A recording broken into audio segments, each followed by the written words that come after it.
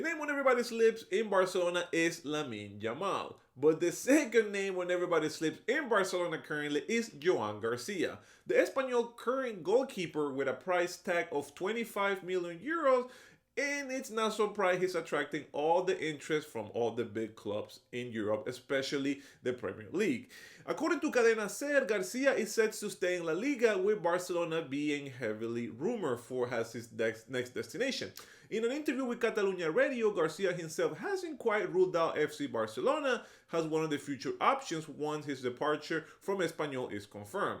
He is keeping all his doors open, including ours at the Spotify Camp Nou. Now, you must know that Espanyol and Barcelona do not like each other. They hate each other, and it will be a really difficult transfer for Espanyol to give them the best goalkeeper to the eternal rival Barcelona. I don't think Espanyol will make this easy for Barcelona since they really hate him so much. There will be no corners cut in this transfer. Barcelona understand that they are in a critical situation and they can let this slip away. Consider this: Mark Ter Stegen is now 33 years old with 3 major knee surgeries under his belt, and his long-term future is becoming an enigma. He is also the starting goalkeeper for the German team, who they play next week in the UEFA Nations League semi-final.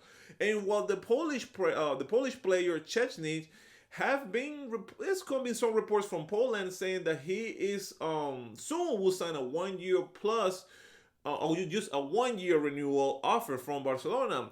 It seems that both Szczęsny and Ter Stegen would likely to continue for now, as our La Masia keepers are still too young and still to be sent in loan for more development. So Joan Garcia, who was absolutely key for saving Espanyol from relegation and led La Liga in an incredible 142 saves this season, appeared to be one of the goalkeeper of the present and the future, and other teams in the La Liga like Real Betis and Valencia are in the competition as well. However, there is the aspect of fair play. And what I've heard from Barcelona, if they were to sign Joan Garcia, they would want to keep the player, just to sign him, and then send him on a loan for this year. But it seems like if you sign a player and loan him out, you still have to register him, which should complicate things financially. The only strong rumor I've heard in this position is also Dibu Martinez. I don't know how true is that, but also Bart Verbruggen, the Brighton keeper, who is a regular starter for Ronald Koeman's in the Netherlands team. He's only 22 years old, which is very young and matches the timeline of these young players like Lamine Yamal and Pedri. His current contract runs until 2028, and Barca has a really good report of him.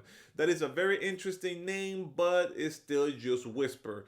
Deco himself said in an interview that he knows nothing about goalkeepers, and that's interesting. But what I do know is that usually German coaches like Flick often prefer goalkeepers who are extremely good with their feet.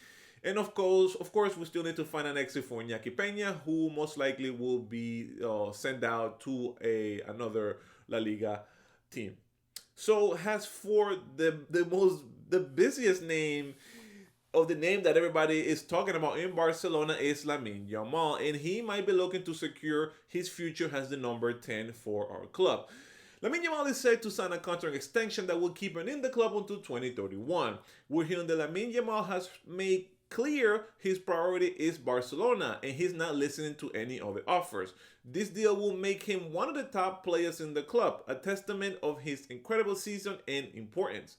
To understand, Barca need to understand that they have to give Lamine Yamal a contract that reflects his status. Currently, Robert Lewandowski and Frankie de Jong hold the 2 top spots in terms of wages, but Lamine Yamal is quickly rising.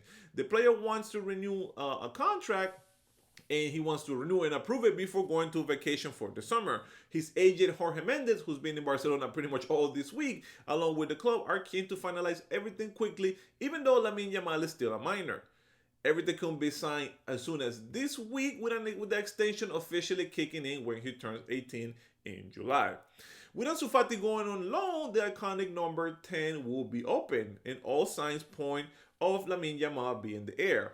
This is a monumental moment, as number 10 in Barcelona has been worn by the greats like Messi, Ronaldinho, and Rivaldo. It carries an immense weight in history, but this is a new project that is clearly evolved around Lamine Yamal. But I do want to talk about some numbers here. I want to talk about some more financial things. FC Barcelona has released some impressive figures regarding the temporary home, the Stadi Olympique.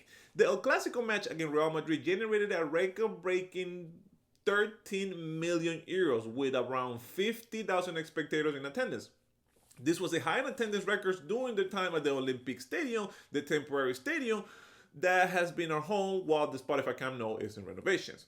Barca closed the season with an average 45,000 spectators at the temporary stadium. What a truly remarkable sign and achievement this is for the club. An overall turnover of 57% higher than the 2023-2024 season. Despite having a 13% fewer tickets available to sell, this is largely due to the increase of season ticket holders jumping from 17,000 to 22,000. The club also played 4 more matches here, which an average revenue per match is increased by 22% from 2 million to 2.8 million euros. The attendance was up 14%, on that 1 year, with only one match falling below 40,000 spectators. This is a big contrast with the previous season where 12 matches had fewer than 40,000 attendees.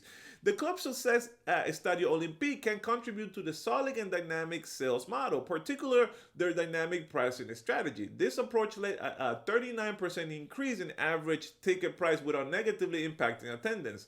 Ticket sales reached 88% and 13% increase from the last season. It is clear that by strategizing these prices, the club was able to maximize the demand and present matches has a unique events in combining experience, performance, and fan loyalty.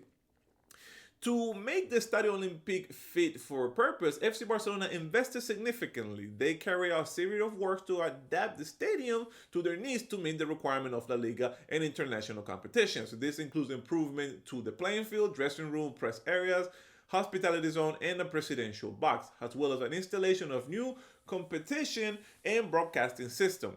Access was also provided to the new turnslides and seated adjustment for evacuation routes. In total, the club invested 24 million in adapting to the Stadio Olympique and creating a new plan for the temporary stay. 20 million went directly to the stadium works, and 4 million euros was allocated for strengthening public transport and sustainable mobility. Now, I do want to keep breaking down some numbers because Barcelona did release a lot of information. And this information needs a little bit more insight about the lucrative deal that Barcelona has with Nike, thanks to Enric Masip, the advisor from the president Laporta. He said in an interview about the high commission pay that they pay for the Nike contract. Masip explained initially that Nike offered a new contract worth about 66 million per season, which would have been allowed for Barcelona to operate on the La Liga 1-in-1 financial rule. However, President Laporta refused, aiming to be the best paying deal in the world, knowing how Real Madrid has an earning around 90 to 95 million euros with Adidas.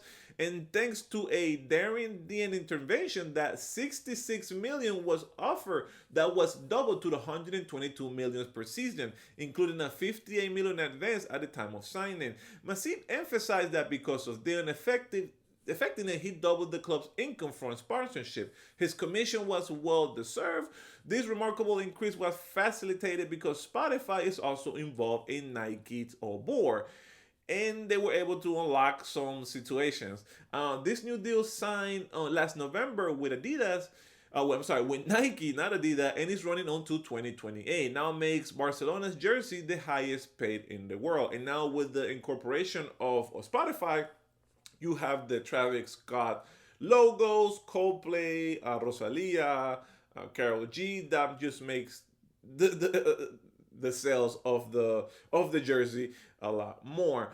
But beyond the big sportsmanship deals, Barca is also finding new ways to innovate and to bolster their finances. While not included the annual budget, the club has been benefiting from the strategy initiated a few years ago. including percentage on future transfer fees and sale from first-team players, with often a buyback option. This policy was starting to pay off. In last winter transfer, and not just that alone, but in this one, Barca received about 13 million from the 20% sell-on clause on Nico transfer to Manchester City. They also received funds from Unai sale to Saudi Arabia and Mark Gui transfer last summer. This trend is set to explode this summer, with several former Barca players and some current in loan likely to be transferred. This could bring an unexpected 50 million euros, helping the club move closer to a semi-formal financial situation after several transfer windows without achieving any real goals.